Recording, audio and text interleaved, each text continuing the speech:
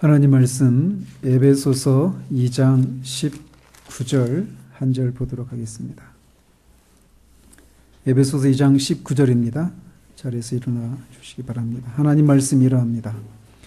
그러므로 이제부터 너희는 외인도 아니요 나그네도 아니요 오직 성도들과 동일한 시민이요 하나님의 권속이라. 아멘.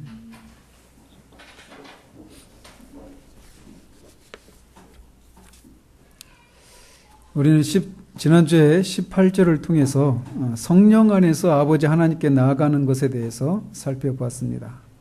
성령으로 드려지는 기도, 성령이 도우시는 기도는 우리가 기도할 때 영적인 것들을 감각할 수 있도록 하시는 일들을 필두로 해서 우리의 부족함과 또 하나님의 영광과 그 하나님의 약속들의 그 감춰진 것들의 그 실체를 드러내시고 예수 그리스도를 우리에게 조명해 주시는 일을 하신다라고 말씀드렸습니다. 사도는 성도들이 자신들의 구원에 나타난 하나님의 능력의 위대하심을 깨닫기를 원하고 있습니다. 구원의 과정에서 하나님의 능력은 크게 두 가지로 나타났다라고 앞에서 여러 번 말씀드렸습니다. 하나는 허물과 죄로 죽어있던, 그래서 하나님을 대적했던 죄인들이 영적으로 살아나서 그리스도에게 일어난 일들과 동일한 일들이 일어나게 되었다라는 사실입니다. 그리고 다른 하나가 11절부터 살펴보고 있는 주제인데, 그것은 서로 적대적이었던 그 유대인과 이방인이 어떻게 하나가 되어서 한 하나님께 나아갈 수 있게 되었는가.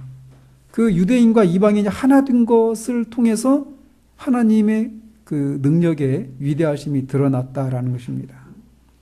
그 적대적인 두 그룹이 하나가 되어서 하나님께 나아갈 수 있게 되었던 것은 예수 그리스도의 십자가에서 드리신 희생 제사로 인해서 그 둘 사이에 막혔던 담이 허물어지는 일이 있었기 때문에 가능하다라고 말씀을 드렸습니다. 특별히 이 편지를 받고 있는 에베소에 있는 성도들은 전에는 모두 그리스도 밖에 있었고 이스라엘 나라 밖에 있었고 약속의 언약에 대해서는 외인이었고 세상에서 소망도 없고 하나님도 없었던 그런 사람들이었다라고 말을 합니다.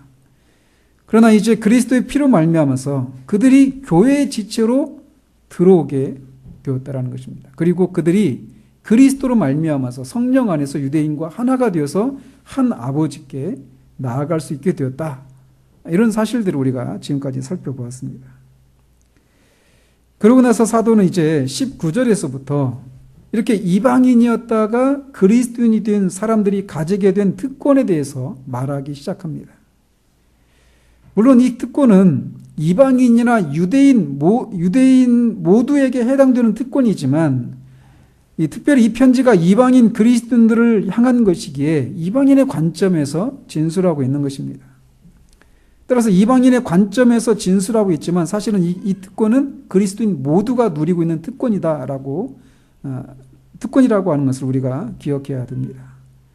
사도는 어떤 특권들을 누리게 되었느냐고 말하느냐면, 보시면 그러므로 이제부터 너희는 외인도 아니요 나그네도 아니요 오직 성도들과 동일한 시민이요 하나님의 권속이라고 말을 합니다. 우리말 성경에는 번역을 생략했지만 원어에는 그러므로 이제부터 너희는 다음에 더 이상이라고 하는 그런 부사가 들어가 있습니다. 이제부터 너희는 더 이상 외인도 아니요 나그네도 아니요라고 되어 있어요. 그래서 여기 이 더 이상이라고 하는 말이 들어감으로써 그리스도인이 다다른 그런 신분과 위치는 이제 과거에 그들이 처해 있었던 것과는 더 이상 아무런 관계가 없이 철저하게 신분의 변화가 일어났다라고 하는 것을 말해주고 있는 것입니다. 우리는 이 구절을 통해서 또다시 한 사람이 그리스도인이 되었다라고 하는 것이 무엇을 의미하는지에 대해서 또 다른 관점에서 살펴보게 됩니다.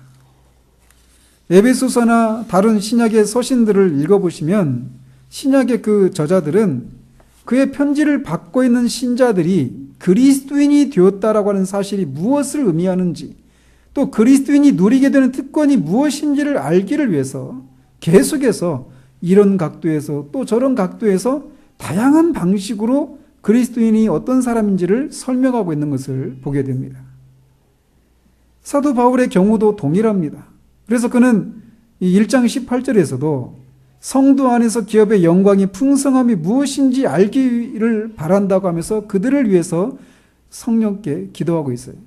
성령께서 그들에게 지혜와 계시의 영을 주셔서 성도 안에 있는 기업의 풍성함이 무엇인지를 알기를 바란다라고 말하고 있다는 겁니다.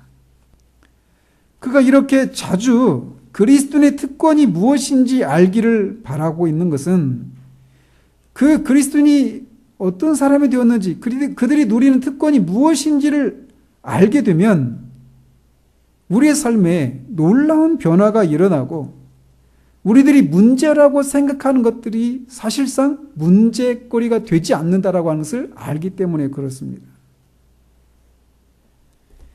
우리가 종종 그리스도인이 아닌 사람들을 바라보면서 그들에게 있는 것들이 우리에게는 없는 것 같이 생각이 되어서 우울해지고 그리스도인이 되었다라고 하는 것이 아무런 힘을 발휘하지 못하는 그런 경우가 종종 있습니다. 그 원인 중에 하나가 있다라면 그리스도인이 되었다라고 하는 것에 대한 특권에 대해서 잘 모르거나 그것들을 자주 묵상하지 않기 때문이다라고 할 수 있어요. 따라서 그리스도인의 특권에 대해서 자주 묵상하고 돌아보는 것은 이 땅을 지나는 우리의 삶에 있어서 매우 중요한 요소라고 하는 것을 우리는 기억해야 합니다. 사도는 여기 19절에서 그리스도인에 대해서 정의하기를 부정적인 요소와 긍정적인 요소를 가지고 설명합니다. 그러면서 그는 적극적이고 긍정적인 내용을 언급하기 전에 부정적인 내용을 먼저 언급해요. 그래서 그리스도인은 어떤 사람이냐? 외인도 아니요, 이제는 더 이상 외인도 아니요, 나그네도 아니게 된 사람, 이 사람이 그리스도인이라고 말을 하고 있습니다. 여기서 외인도 아니요, 나그네도 아니요 라고 하는 말은 앞에 그 2장 12절에 있는 그 그리스도인이 되기 전의 상태를 언급한 것과 정반대되는 개념입니다. 즉 전에는 이들이 외인이었고 나그네였지만 이제는 더 이상 그런 상태가 아니게 된 사람, 그래서 외인도 아니고 나그네도 아니게 된 사람, 그 사람이 그리스도인이라는 거예요. 한편 사도가 이렇게 그리스도인이 어떤 사람이 되었는가를 정의하면서 이렇게 먼저 부정적인 내용을 언급한 후에 적극적인 내용을 진술하고 있는 이유가 있습니다. 그것은 이 부정적인 내용에 대해서 확신하지 못하고서는 적극적인 내용을 확신할 수 없기 때문에 그렇습니다. 내가 과거의 상태로부터 벗어났다라고 하는 사실을 확신하지 못하고 그리스도인의 적극적인 특권에 대해서 확신할 수가 없다는 거예요. 그렇기 때문에 그는 먼저 소극적이고 부정적인 측면에서 그리스도인이 어떤 사람인가 라고 하는 것을 설명하고 있는 것입니다. 그래서 먼저 그가 나중에 이제 다음 주에 우리가 살펴보게 될 하나님의 가족을 의미하는 하나님의 권속이라고 하는 말과 대조되는 개념이라고 할 수 있어요. 그것에 비해서 나그네라고 하는 이 말은 가정의 단위에서 생각하는 그런 단어가 아니라 국가나 정치적인 그런 관계에서 생각할 수 있는 단어입니다. 그러니까 나그네라고 하는 말은 국가 단위에서 생각할 수 있는 그 말이니까 외국인이라고 말하는 게 더 느낌이 더 살아나는 그런 번역이라고 할 수 있어요. 따라서 이 나그네라고 하는 말은 뒤에 있는 성도들과 동일한 시민이요 라고 할 때 시민과 대조되는 개념이라고 할 수 있습니다. 그러니까 외인은 가족과 대조되는 개념이고 나그네는 시민과 대조되는 그런 개념이라고 할 수 있어요. 우리나라는 아직도 이민자들이 많지가 않기 때문에 어떤 사람의 생김새나 생활하는 모습과 같이 어떤 외적인 모습으로도 그 사람이 외국인인지 아닌지를 구분하기가 쉽습니다. 그렇지만 이민자들이 많은 나라들의 경우에는 이런 것으로는 구분할 수가 없어요. 그렇다면 이민자들이 많은 그런 나라들에서 외국인과 내국인을 어떻게 구분할 수 있을까요? 우리가 외국에 나가보면 그걸 알 수 있습니다. 우리가 외국에 나가려면 뭐가 있어야 됩니까? 반드시 여권이 있어야죠. 그래서 내국인은 출생증명서나 성인이 된 사람 같은 경우는 주민등록증을 가지고 살아가는데, 외국인의 경우에는 여권을 소지한 채 살아가야 돼요. 그래서 어느 정도 기간이 지나면 체류 기간을 연장해야 되는 그런 사람이 바로 외국인입니다. 외국에 우리가 유학을 가서 어느 정도 기간에 머문다고 생각을 해 보십시오. 저는 우리 주일학교 친구들이 다들 유학을 갈 수 있었으면 좋겠어요. 그래서 넓은 세계를 보고 하나님이 이 창조하신 그 창조 세계 그 광대함들을 더 볼 수 있기를 바라요. 그래서 외국에 유학을 갔을 때 그 학생들과 같은 공간에서 수업을 받고 시험도 보고 같은 식당을 이용하고 기숙사도 같이 이용하고 그들과 친구 관계를 맺어서 같이 살기도 합니다. 그렇지만 내국인이 아니에요. 분명히 같은 공간에서 어느 정도 같은 모양의 삶을 공유하고는 있지만 여권을 통해서 자신의 국적을 확인해야만 하는 외국인이라고 하는 이 사실이 늘 따라다닌다는 거죠. 마찬가지로 가정의 경우도 마찬가지입니다. 그래서 한 사람이 어떤 사정이 있어서 가정에 오랫동안 머물게 되는 경우도 있을 수 있습니다. 그래서 그 가족들과 늘 같은 공간에 머물면서 같이 식사하고 같이 생활하지만 실제로는 그가 그 가정의 가족이 아니라 손님으로 머무르고 있는 경우가 있어요. 그 가정에 속하지 않은 외부인들이 봤을 때 그 가족과 오랫동안 같이 살고 있는 사람이 같이 살고 있기 때문에 큰 가족이구나 이렇게 생각할 수 있지만 여전히 손님으로 머물고 있다는 거죠. 그 가족들이 아무리 자신에게 친절하게 대해줘도 손님은 손님인 거예요. 이처럼 가족들 안에 살고 있지만 가족이 아닌 손님으로 머물고 있는 사람이 있을 수 있고, 한 나라에서 같이 살고 있지만 내국인이 아니라 외국인으로 살고 있는 사람이 있는 것처럼 교회 안에서도 교회 안에 있으면서 같은 모습으로 생활을 하지만 손님과 외국인과 같은 처지에 있는 사람이 있을 수 있다고 하는 것을 우리는 여기에서 교훈받게 된다는 거예요. 따라서 사도가 이제부터 너희는 외인도 아니요 나그네도 아니다 라고 하는 말을 통해서 그리스도인에 대해서 그리스도인을 그렇게 정의하고 있는데, 그리스도인과 비그리스도인의 차이는 분명하다라고 하는 한 가지 원리를 우리가 찾을 수 있다라는 겁니다. 내가 손님인지 이 가정의 가족인지 이걸 구분하는 게 어렵지 않습니다. 내가 이 나라의 국민인지 아니면 외국인인지라고 그런 차이가 분명한 것처럼 그리스도인과 비그리스도인의 차이도 분명하다라는 겁니다.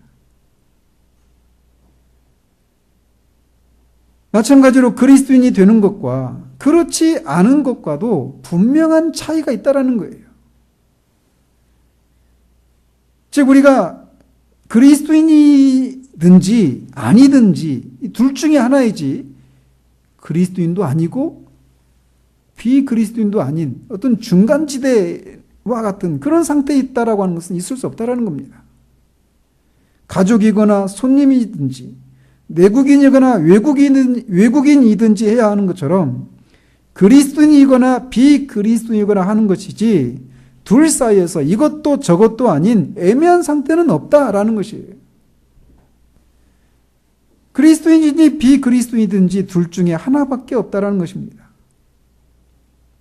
이것은 마치 산상수훈에서 주님의 뒤를 따르는 사람을 좁은 문을 통과해서 좁은 길로 행하는 사람이라고 주님이 정의를 내리십니다. 그런데 좁은 문을 통과하면서 동시에 넓은 문을 통과할 수 없어요. 좁은 길로 가면서 동시에 넓은 길로 갈 수 없어요. 좁은 길로 가든지 넓은 길로 가든지 둘 중에 하나이죠. 좁은 문을 통과해서 들어가든지 넓은 문을 통과해서 들어가든지 둘 중에 하나라는 것입니다. 생명의 길을 걸어가든지 아니면 멸망의 길을 걸어가든지 둘 중에 하나예요.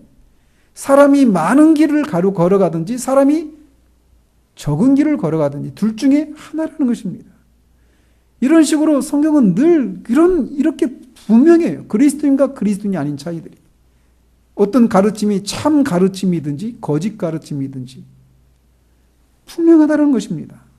좋은 나무이든지 나쁜 나무이든지 좋은 나무 열매이든지 나쁜 열매이든지 둘 중에 하나라는 것입니다. 언제나 이것 아니면 저것이에요.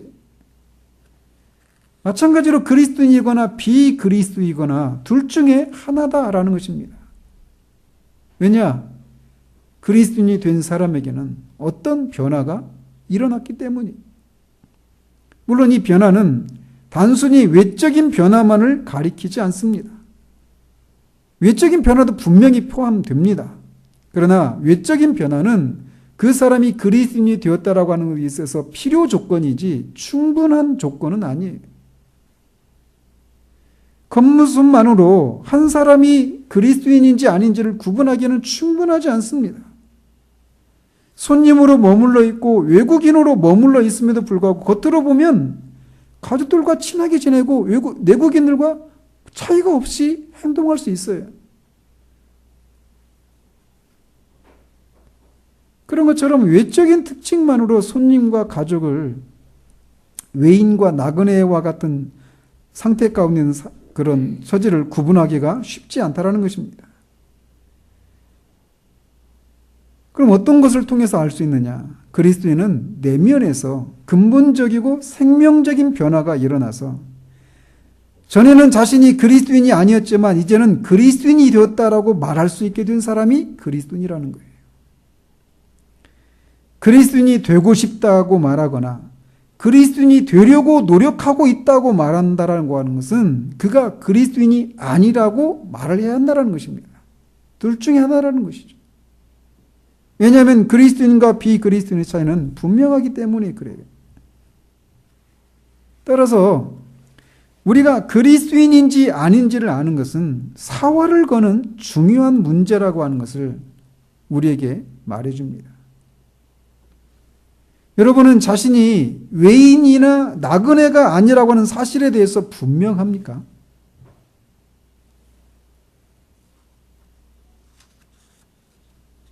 예를 들어서 근데 이런 질문 앞에 여러분이 그리스도인과 얼마나 친한 관계를 누리는가라고 하는 것은 중요한 문제가 아닙니다. 예를 들어서 우리가 이거 한번 상상해 보십시다. 어떤 사람이 시골에서 이렇게 도시로 대학을 가게 되는 경우가 있잖아요. 저도 시골 출신이기 때문에 그런 친구들이 있었습니다. 그래서 이제 서울이나 이런 도시로 와서 공부를 하게 되는데 친척 집에 머무르는 거죠. 그 친척들이 분명히 그 사람을 가족처럼 대하고 매우 친밀하게 대해준다고 해도 그 가족이 되는 건 아니에요. 여전히 엄밀한 의미에서 손님이라는 겁니다. 왜냐하면 가족 관계로 맺어주는 것은 혈연이기 때문에 그래요. 혈연에 의해서 가족으로 맺어지기 때문에 그렇다는 겁니다. 오랫동안 그들과 함께 지내면서 그 가정의 일원으로서 살아왔다고 해도 특별히 어떤 위기 시에 자신이 그 가정의 가족이 아니라 손님이라고 하는 것을 불현듯 깨닫게 되는 일들이 있기 마련이에요. 갑자기 그 가정에 닥친 어떤 위기 속에서 평상시에는 뿔뿔이 흩어져 있던 것처럼 보였던 그들이 그 가족이 하나가 되어 있는데 그 위기 속에서 자신은 소외된 듯한 느낌을 받게 되는 때가 찾아온다라는 거죠.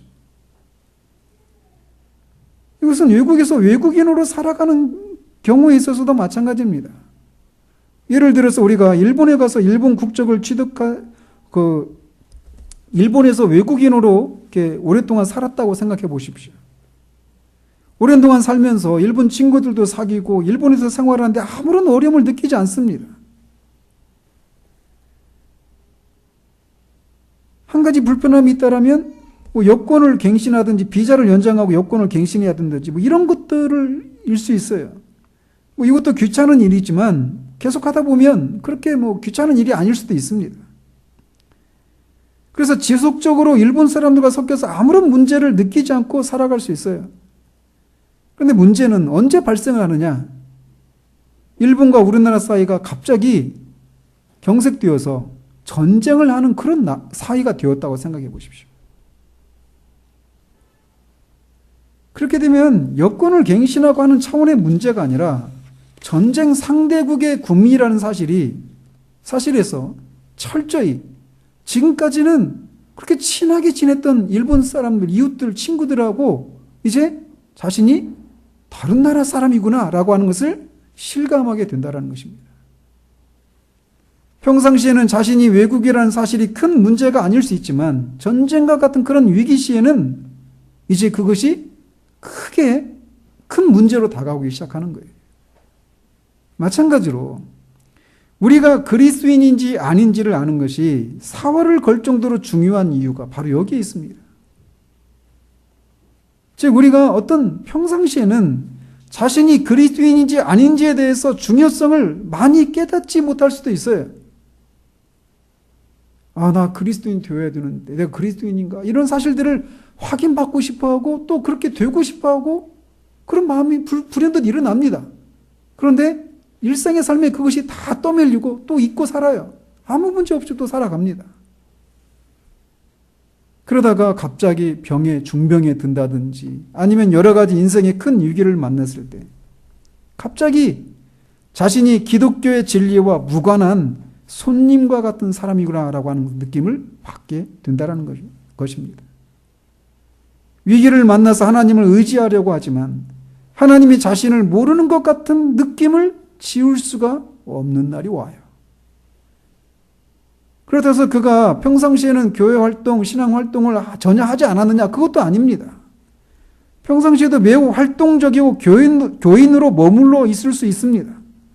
그러나 어떤 위기가 찾아왔을 때 갑자기 기독교의 진리에 대해서 자신이 소외되어 있는 느낌을 받습니다. 또는 죽음이 찾아와서 하나님 앞에 직면해야만 하는데 갑자기 하나님이 낯설고 자신이 하나님 밖에 있었다라고 하는 것을 깨닫게 되는 경우도 있을 수 있습니다.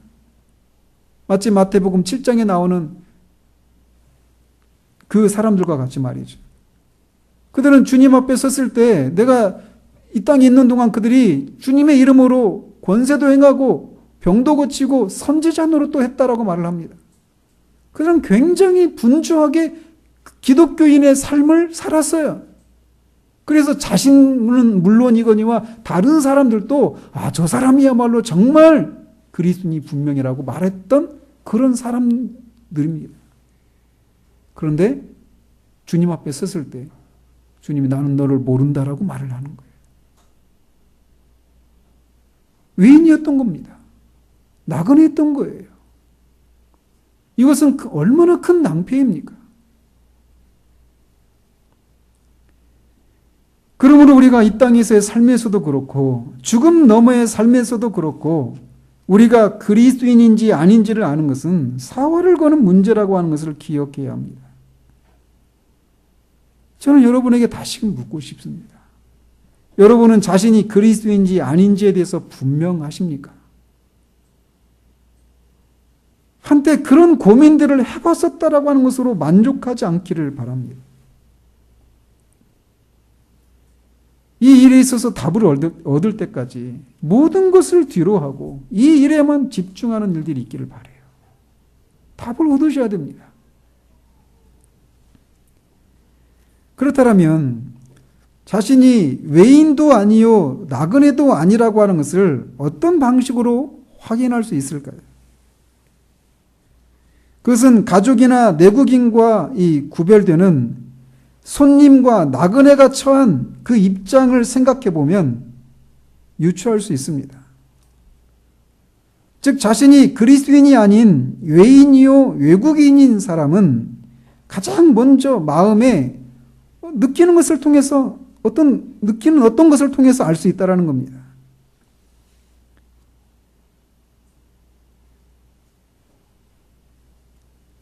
즉 손님이 가족들 안에서 어떤 불편함을 느끼는 것처럼 교회 안에 머물러 있지만 그리스도인이 아닌 외인으로 머물러 있는 사람들은 교회 안에서 불편함을 느낀다라는 거예요.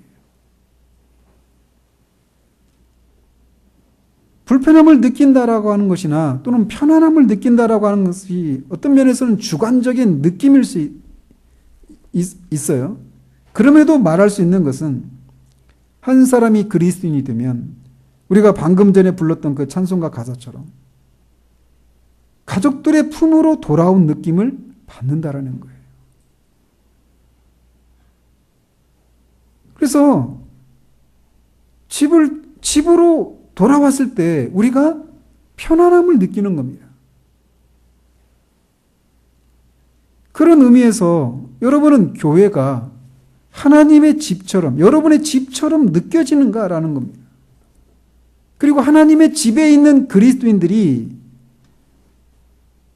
여러분의 가족들과 여러분이 같이 있을 때 편안함을 느끼는 것 같이 그런 편안함을 느끼시는가라고 묻고 있는 거예요. 이것은 그리스도인들이 혹은 교회가 여러분을 친절하게 대하는지 아닌지에 대한 문제가 아닙니다. 그걸 말씀드리고 있는 게 아니에요.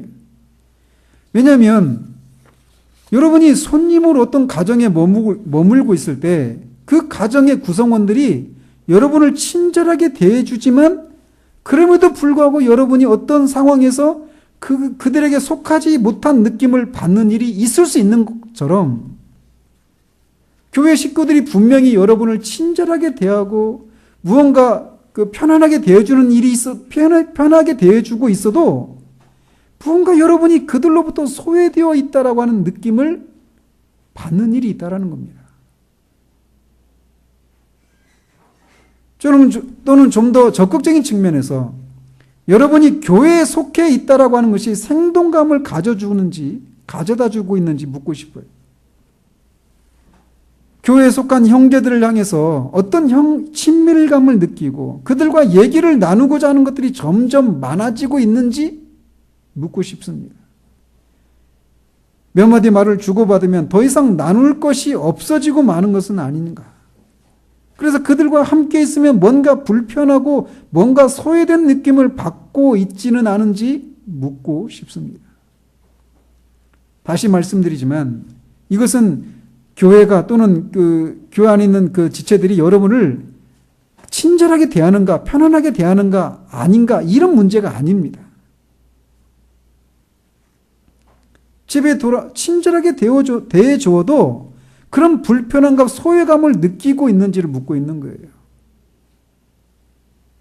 집에 돌아와서 느끼는 편안함, 가족들과 함께 있는 것에서 오는 소속감과 생동감이 있는지를 묻고 있는 겁니다. 우리가 집이나 가족들과 함께 있을 때 편안함을 느끼는 것은 가족이니까 이렇게 의무를 해야 돼 하는 어떤 그런 의무감으로 그 자리를 지키고 있는 것이 아닌 것이 본능인 것처럼 하나님의 집과 가족들에게서 이런 편안함을 느끼는 것도 거의 본능입니다. 이것은 성격이나 기질적으로 사람들과 함께 하는 것에 어려움을 갖는 것과는 무관해요. 전에는 소속감도 없고 그리스도인들로부터 소외된 느낌을 가졌었지만 이제는 그런 것이 없어지는 일이 있습니다. 거듭 말씀드리지만 이것은 새로운 교회에 가서 아직 교회 분위기나 사람들과의 관계가 서먹서먹하기 때문에 겪는 그런 데서 오는 소외감과 소속감이 없는 것과는 다릅니다. 교회를 오래도록 다니고 사람들과도 친분 관계도 형성이 되어 있는데도 집에서 느끼는 편안함과 내가 그들과 같은 소속이구나라고 하는 것을 느끼지 않는 그런 문제를 말씀드리는 거예요. 그런데 이런 차이를 구분하지 못하고 자신이 그리스도인이 아니기 때문에 느끼는 소외감과 불편함을 교회가 참 너무 불친절해. 또는 그 구성원들이 너무 사람들에 대해서 관심도 없고 무정해. 이런 이유로 원인을 돌리면서 그런 것을 찾아가는 그런 경우도 있어요. 그러나 그것은 잘못된 진단일 수 있습니다. 사도는 한 사람이 외인과 나그네로 있는지를 확인할 수 있는 시금석이 소극적인 측면에서의 시금석과 적극적인 측면에서의 시금석이 있어요. 근데 소극적인 측면에서의 시금석 중에 하나가 뭐냐면 이런 게 없다라는 거예요. 어떤 불편함을 느끼고 뭔가 편안하지 않다라는 겁니다. 어떤 소속감이 없다라는 거예요. 거듭 말씀드립니다. 친절하게 대해주느냐 안 해주느냐 이런 문제가 아니에요. 그런 것도 중요하죠. 그러나 근본적인 문제는 아니라는 거예요. 왜 그런 불편함과 소외감을 느끼는가? 그거는 우리가 그리스도인들과 함께 교제할 때 그들과 공감할 수 있는 것이 없기 때문에 그렇습니다. 예를 들어서 여러분이 오늘이라도 어떤 가정을 방문한다고 해보십시오. 그 가정에 들어가서 그들과 같이 있으면서 대화를 나누기 시작합니다. 그럴 때 먼저 우리는 그 가정에서 사용하는 그런 언어들에 대해서 처음에 생경한 느낌을 받을 것입니다. 그런데 그 가족들은 서로 대화를 나누면서 내가 이런 의미로 이런 말을 하는 거야 이렇게 설명하지 않아도 다 알아들어요. 왜? 같은 소속감을 느끼고 있으니까.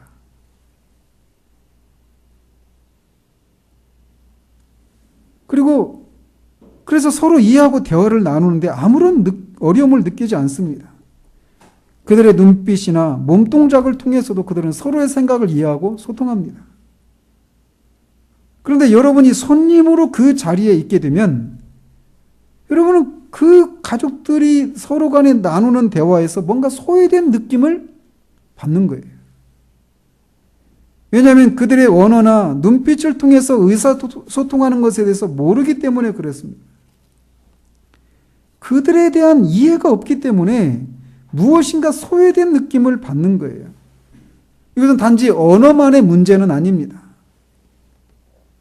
예를 들어서 그렇게 우리가 어떤 가정에 손님으로 갔는데 그래서 그 가족의 그 사람들과 같이 얘기를 나누고 있어요. 근데 갑자기 전화가 올 수 있잖아요. 그래서 그 사람이 전화를 받습니다. 전화를 받는데 얼굴빛이 막 헬쓱해지고 막 뭔가 큰일이 있는 것처럼 얼굴색이 바뀌는 거예요. 그 전화를 받은 다른 가족들도 딱 그걸 보면서 뭔가 큰 문제가 있구나 이걸 알아요.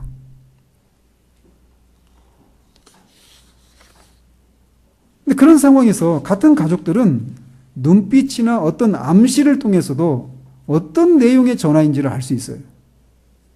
그렇지만 손님으로 거기에 있는 우리는 그 상황을 이해하지 못합니다. 그 가족들이 우리를 친절하게 대하지 않아서가 아니에요. 그 가족이 처한 상황들을 알지 못하기 때문에 그들의 눈빛이나 어떤 암시를 통해서 서로 대화를 나누는 것을 알아채지 못하는 것입니다. 그들이 비록 친절한 사람들임에도 불구하고 그런 상황 속에서 내가 손님이구나라고 하는 것을 느끼게 된다는 거예요. 마찬가지로 교회 안에서 사람들과 교제를 나누는데 그들이 서로 나누는 대화의 주제들에 대한 이해가 없기 때문에 자신은 낯선 사람이라고 하는 느낌을 가진다는 것입니다. 예를 들어서 한 주일 동안 지내면서 하나님께서 자신의 삶에서 어떻게 인도하시고 어떻게 자신을 다루셨는지에 대해서 이야기를 나눌 수 있습니다. 그런 얘기를 하면서 막 눈물을 흘리기도 하고 흥분해서 얘기할 수도 있어요. 그러나 하나님께서 자신의 삶을 인도하시고 다루시는 것에 대해서 알지 못하는 사람에게는 그런 얘기들이 현실적이지가 않아요.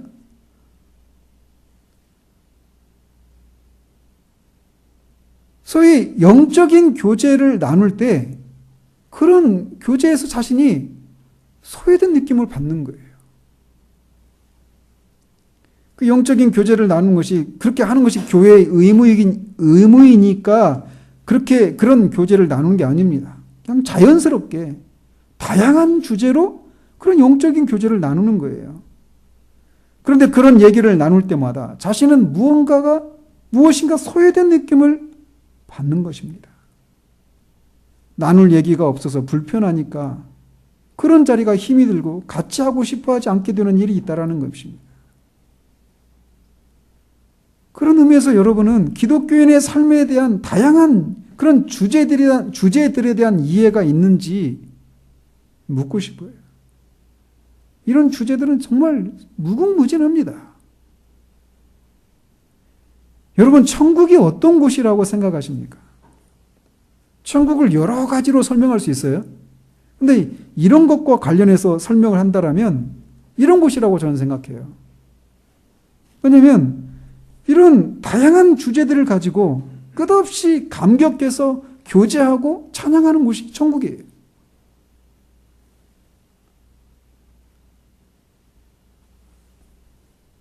따라서 여기 지상의 교회에서 그리고 지상에 있는 천국 백성들과의 교제에서 편안함을 느끼지 못하고 그들이 나누는 그런 다양한 영적인 주제들에 대해서 이해하거나 공감을 나누지 못한다면 천상의 교회에서 천상의 백성들과 어떻게 편안함을 느끼면서 지낼 수 있겠습니까?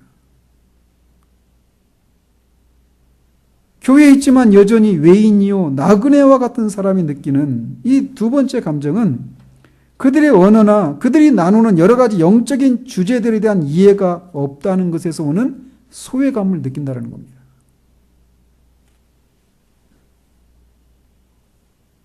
적극적인 측면에서 보면 외인이나 나그네가 아니라고 하는 것은 그가 돌봄을 받고 받아들여짐을 받고 있다고 하는 느낌을 받는다는 거예요.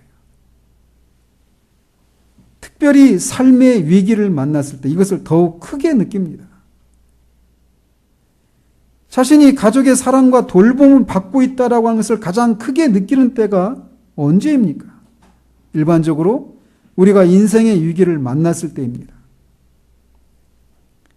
그런 위기에 가족들이 어떤 도움을 줄 때 우리는 가족들이 정말 우리 가족밖에 없구나 이런 생각을 하는 거예요.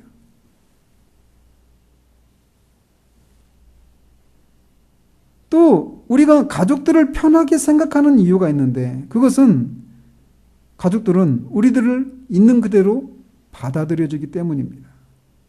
조금 부족해도 조금 흐트러져도 가족들은 여러분을 그것들에 대해서 엄하게 처벌하는 경찰이나 법관처럼 대하지 않아요. 막 방귀도 뀌고 트림도 하고 누워있고 그렇게 하는 거죠. 예를 들면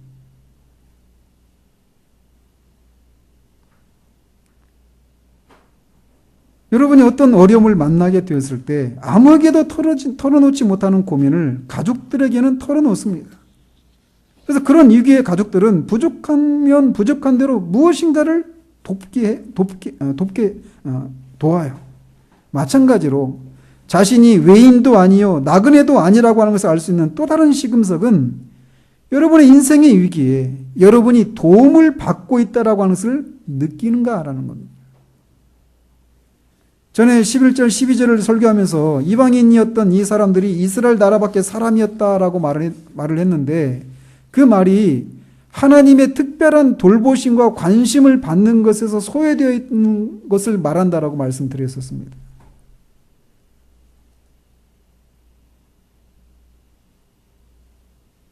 그러나 이제 더 이상 외인도 아니요 나그네도 아니게 된 사람이 느끼는 또 다른 것은 자신이 이제 돌봄을 받고 있다라고 하는 것을 느낀다는 거예요. 심지어 현재적인 돌봄을 받고 있을 뿐만 아니라 과거에도 그래서 내가 하나님과 전혀 상관이 없었다라고 했던 그리스도 밖에 있었다라고 생각했던 그런 시간들마저도 하나님의 돌보심과 특별한 관심이 나를 향하고 있었구나라고 하는 것을 깨닫는 일이 있어요. 이것은 우리에게 얼마나 큰 위로가 되는지 모릅니다. 하나님의 돌봄을 받고 있다라고 하는 그 느낌. 내가 하나님의 가족이 되어서 더 이상 외인이 아니에요. 손님이 아니에요. 특별한 관심을 받고 있는 겁니다.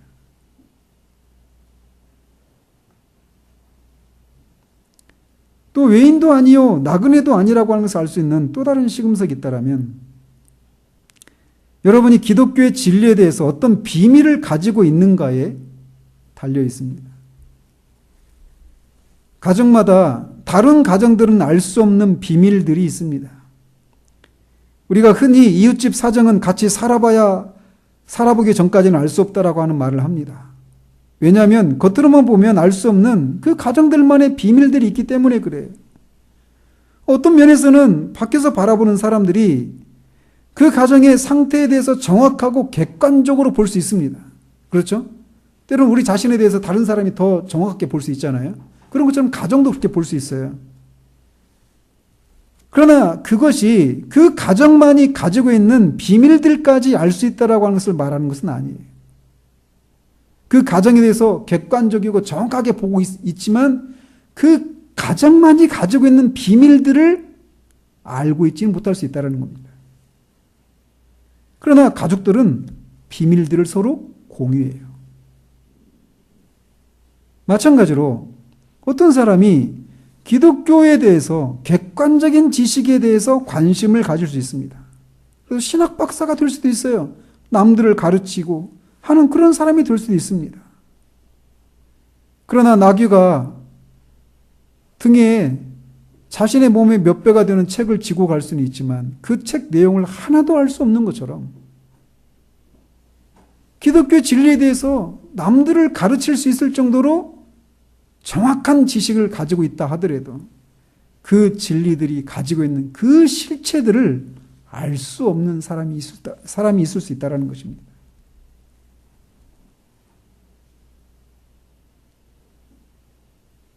즉, 그 지식이 말하는 실제적인 체험에 있어서 완전히 깜깜한 사람일 수 있다는 것입니다. 이것은 지난주에 말씀드린 것과 연관이 있습니다. 즉, 한 사람이 그리스도 안에서 기도하는 것에 대해서만 알고 성령 안에서 기도하는 것에 대해서 모를 때 그 사람의 기도가 지극히 정통하고 신학적이고 옳다고 하더라도 전혀 생기도 없고 실제적이지 않은 것과 마찬가지예요. 오늘날 기독교의 진리를 변호하는 사람들은 많지만 증인으로서 증언하는 사람이 적은 이유가 바로 여기에 있습니다. 기독교의 진리를 변호하는 것에 있어서는 매우 탁월하고 지대한 관심을 가질 수 있습니다. 그러나 그 진리가 의미하는 것을 실제적으로 체험하고 그 진리의 능력을 맛보는 것에 있어서는 문외한인 사람들이 있을 수 있다는 겁니다. 그러나 외인도 아니요 나그네도 아닌 사람은 이제 기독교의 진리에 대해서 객관적이고 보편적인 관심을 갖는데 만족하지 않고 자신의 영혼을 만족시키는 실제적인 체험을, 즉 말씀의 능력을 맛보기를 사모합니다. 그리고 그것이 무엇인지를 알아가요. 아, 이게 이거구나. 그 어떤 진리를 깨달았을 때 그 영혼이 힘을 얻고 생기를 얻고 새로운 시각을 확보하게 됩니다.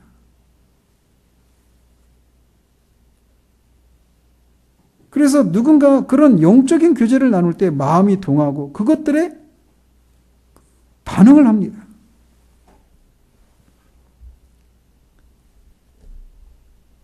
저는 이번 주 금요일에 이렇게 기도하면서 하나님 앞에 회개를 했어요. 그날 어떤 책을 이렇게 읽는데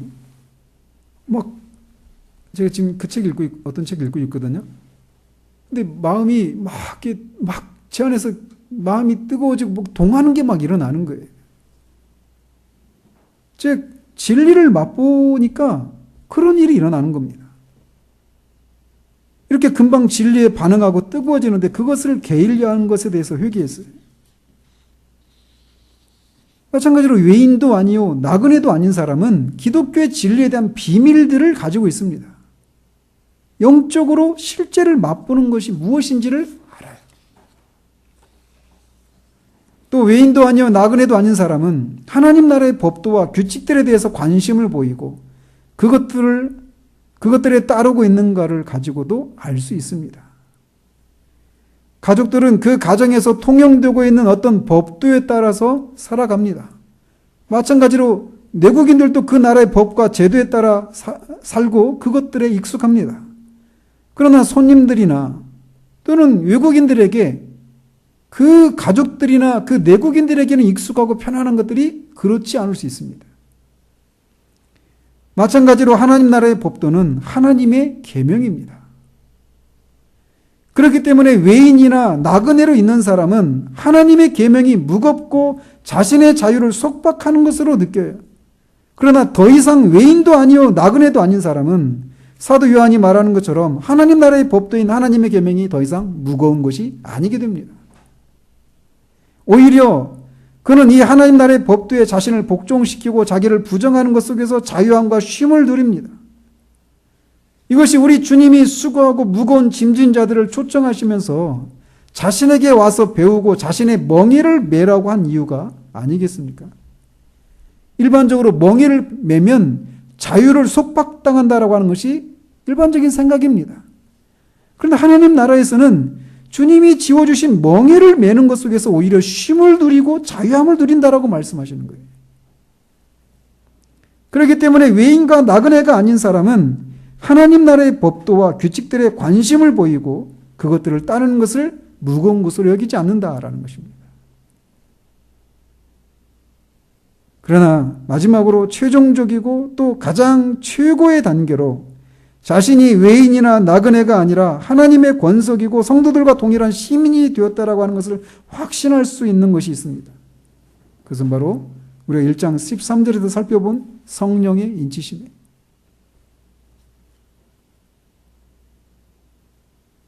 우리가 외인이요 나그네인지를 확인할 수 있는 지금까지 제시해드린 그런 시금석들에 비추어서 자신이 나는 외인도 아니고 나그네도 아니라고 하는 것을 확인할 수 있다라고 한다면 여러분 그리스도인이 분명합니다. 그러나 그것들보다 더 확실한 것이 있는데 성령께서 우리 영과 더불어서 우리가 하나님의 자녀요 하나님 나라의 기업을 이어받을 상속자가 되었다는 사실을 인쳐주시는 것이 저는 우리 모두가 이것이 무엇인지를 맛보아 알기를 소망합니다.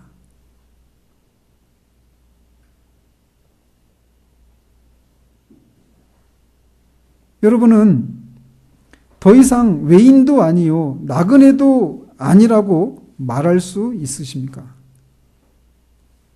이 문제에 대해서 분명한 답을 가지시기를 바랍니다. 언젠가는 답을 찾아야지 한 채 교회 안에서 계속해서 소외감을 느끼고 자신은 외곽에 있고 뭔가 소속감이 없고 영적인 교제에 대해서 이해하지 못하는 상태에 있으면서 머물러 있지 말기를 바랍니다. 우리의 문제는 답이 없는 게 문제가 아니에요. 질문하지 않기 때문에 그렇습니다. 찾으십시오. 그러면 찾을 것입니다. 구하십시오. 그러면 얻을 것입니다. 문을 두드리십시오. 그러면 열릴 것입니다. 이렇게 말씀하신 분은 우리 신실하시고 선하신 우리 주님이십니다. 이 혼란한 세상에서 안전하다는 느낌, 하나님의 돌보심을 받고 있다라고 하는 느낌, 하나님의 큰 관심과 사랑을 받고 있다라고 하는 느낌, 하나님의 가족에 소속되어 있다라고 하는 그 느낌, 하나님 나라에 속해 있다라고 하는 소속감, 그것이 우리의 삶을 얼마나 풍성하게 하고 견고하게 하는지 모릅니다. 이것을 확인하시고 나는 이제 더 이상 너희는 이제부터 더 이상 외인도 아니요 나그네도 아니요 라고 하는 말이 우리 모두에게 해당되는 일들이 있기를 우리 주님의 이름으로 축원드립니다. 기도하겠습니다. 하나님 아버지, 전에는 하나님의 가족에서 손님이었고 하나님 나라에 있어서 외국인이었던 우리들을 예수 그리스도를 통하여서 그 십자가의 보혈을 통하여서 우리를 하나님의 가족으로 또 하나님 나라의 백성으로 삼아주신 은혜를 감사를 드립니다. 그러나 가족 안에 있으면서도 손님으로 머물러 있는 것이 가능한 것처럼 한 나라에 살면서도 외국인으로 있는 것이 가능한 것처럼 그래서 손님과 외국인으로서 가족 안에서 소외감을 느끼는 일이 있을 수 있는 것처럼 우리가 교회 안에 있으면서도 교회가 친절하거나 편안하게 대해주지 않아서가 아니라